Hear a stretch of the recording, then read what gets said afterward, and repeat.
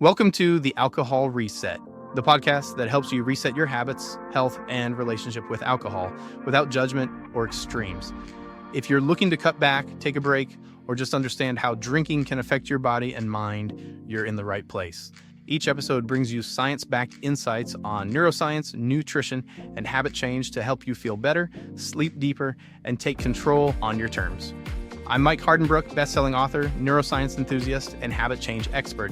I've helped thousands through my book and podcast to rethink their drinking, and now I'm here to help you do the same. Let's get started. All right, let me start with a question for you. A real question for you, the person listening to this right now. When you reach for a drink, that glass of wine, that beer at the end of a long day, what is the feeling you're actually trying to get? I mean, seriously. Forget the label on the bottle, forget the ads. What are you personally chasing in that moment? Is it calm? Is it just a break?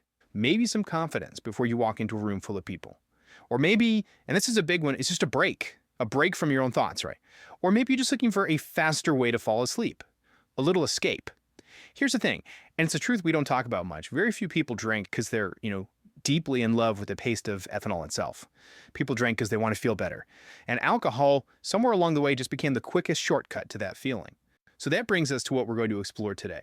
We're going to flip this whole conversation around. We're going to stop talking about restriction. Did I drink too much? And we're going to start focusing on a much better question. What if feeling better actually mattered more than drinking? That's the lens we're using today. And I think that's where the real answers are. So let's unpack this first big idea. Call it the alignment problem. You see, most conversations about alcohol get so stuck on quantity. You hear it all the time. How many drinks is too much? I'm moderating, right? But honestly, for the person who just wants to live a less foggy, more functional life, those numbers, they kind of miss the point entirely, because the real issue isn't your discipline. It's not willpower, it's alignment. Think about it this way. Alcohol is a tool. And if that tool isn't helping you feel the way you actually want to feel, relaxed, present, clear, energized, then the tool has just stopped working for your life as it is right now. And when a tool stops working, the problem isn't you, it's the tool. And look, let's be real.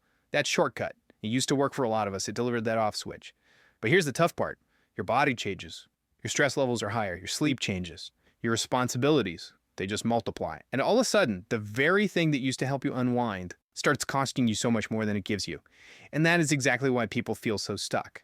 They're not stuck because they're failing some kind of willpower test. They are stuck because they are reaching for an old tool to get outcomes that you can't deliver anymore. The cost has become way too high. Okay, so if people are drinking to feel a certain way, what are those feelings? Well, looking at the patterns, it usually boils down to one of five main things. Number one, to relax, just to physically decompress. Number two, to feel less anxious, to quiet that internal noise. Number three, to help them sleep.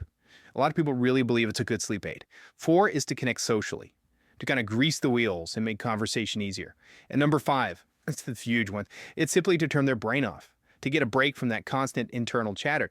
And yeah, biologically, alcohol does give you that. For a little while, it slows down your nervous system so you get this synthetic sense of calm. It gives you a temporary boost of feel-good chemicals. The problem is, that's where most of us stop the analysis. We only look at that first hour. But the real problem isn't that first hour. Not at all. It's the rebound effect. It's the bill that comes due later, usually in the middle of the night or when that alarm clock goes off. Your nervous system overcorrects, and you're left with that jittery next day anxiety. Your sleep gets completely wrecked, even if you fell asleep fast. And you wake up foggy, irritable, with low energy. At that point, it's not actually making you feel better overall. It's just shifting when you feel bad. You feel a little better at 8 p.m., and then you feel so much worse the entire next day. And this is the key. You have to internalize this. That isn't relief. What that is borrowing calm from tomorrow. You're taking all the energy and patience and clarity you need for tomorrow, and you're burning through it all tonight. Now, let's talk about priorities, because this is why the conversation has to shift. As you move into, your 30s, your 40s, and life gets fuller. With work, family, health, your priorities, they just radically change. You no longer just want a quick fuzz. You need consistent foundational feelings to get through today successfully. You start wanting consistent energy, real emotional stability. You absolutely need deep, restorative sleep. Mental clarity isn't a luxury anymore. It's essential. You need patience. You need focus. You need resilience. And here's the painful irony. Alcohol directly interferes with every single one of those new priorities, even in amounts that used to feel totally fine. It's now acting like a brake on everything you're trying to achieve. So this is where that internal conflict starts. And here's the big realization for you. You're not really trying to quit drinking.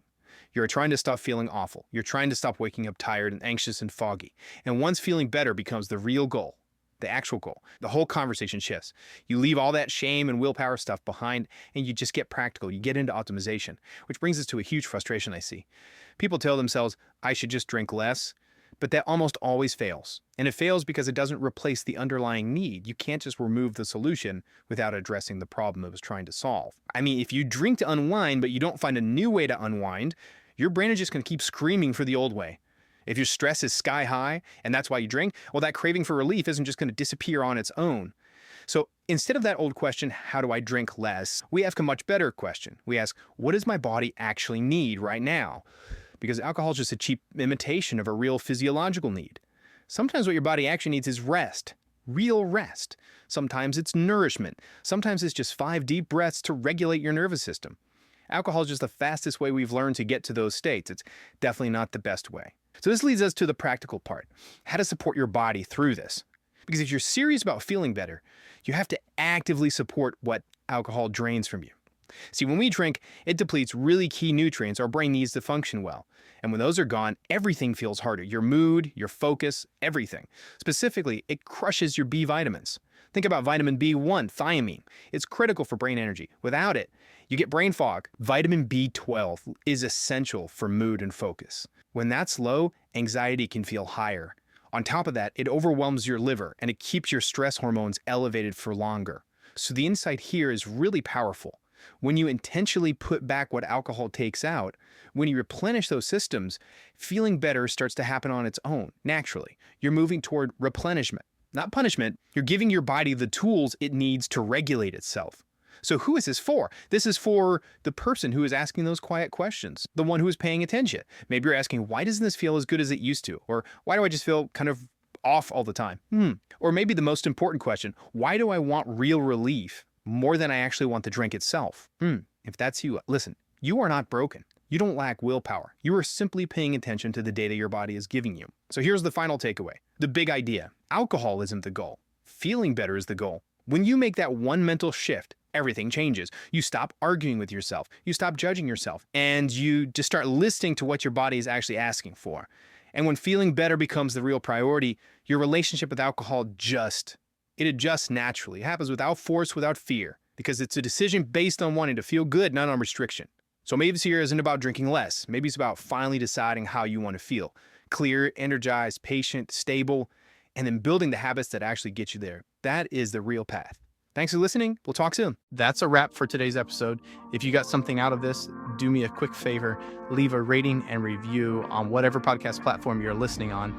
It helps keep the show going and would mean the world to me. Got ideas, comments, or questions? Shoot me an email at mike@trycloud9.com. I'd love to hear from you. And if you're looking for extra support, check out Cloud9, makers of Daily Restore, a once-a-day supplement to support your body from alcohol's effects, and Rise and Unwind AM/PM, a 24-hour combo to curb cravings, balance mood, and improve sleep when taking a break. Go to trycloud9.com and use the code PODCAST to save 15% on your next order. Thanks for listening, and I'll catch you next time.